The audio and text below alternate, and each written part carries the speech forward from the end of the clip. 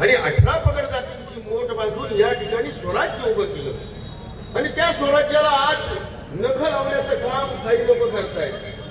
परंतु दादा, तुम्ही सक्षम आहात, तुम्ही हटत नाहीये, त्याच्यामुळं असे नख कोणी लावू शकणार नाही.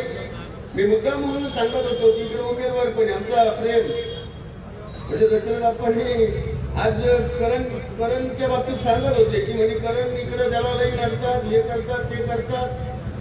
अरे बाबा, शिवाजी राजे होऊन गेले गाजविली तलवार, त्यांच्या पोटीत तुम्ही जन्मले पडले खंडेगार. आम्ही खंडेगार पडणारे नाहीये, आम्ही चांगल्या चांगल्यांना उघडून पिणारे आहे. इकडे प्रेम आहे, इकडे गुलाबराव आहे, या सगळ्यांसारखे माणसं या ठिकाणी काम करतायत. आणि मग तुम्हाला भीती कशाची पाहिजे? हे हा काळ धोकादायक आहे. कारण खूप काम करतो, कारण खूप धावपळ करतो, कारण धर्मासाठी, देवासाठी, सगळ्यांसाठी लढत असतो. परंतु आज खऱ्या अर्थानं आपल्या सगळ्यांची एक मूठ बांधून त्याच्या पाठीशी उभं राहण्याची वेळ आलेली आहे.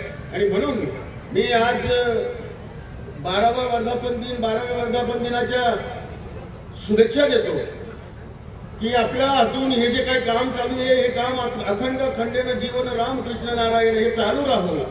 आणि हे चालू राहत असताना असे ठेचकरी लागत राहतील, पण आता कसं दाप्पापणे बरोबर, त्याच्यामुळे काय ठेच लागायची काही गरज नाहीये.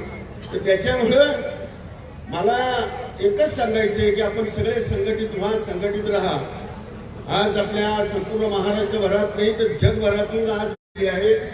निश्चितपणे येणाऱ्या काळामध्ये तुम्ही आधीचं काम चांगलं उभं करावं आणि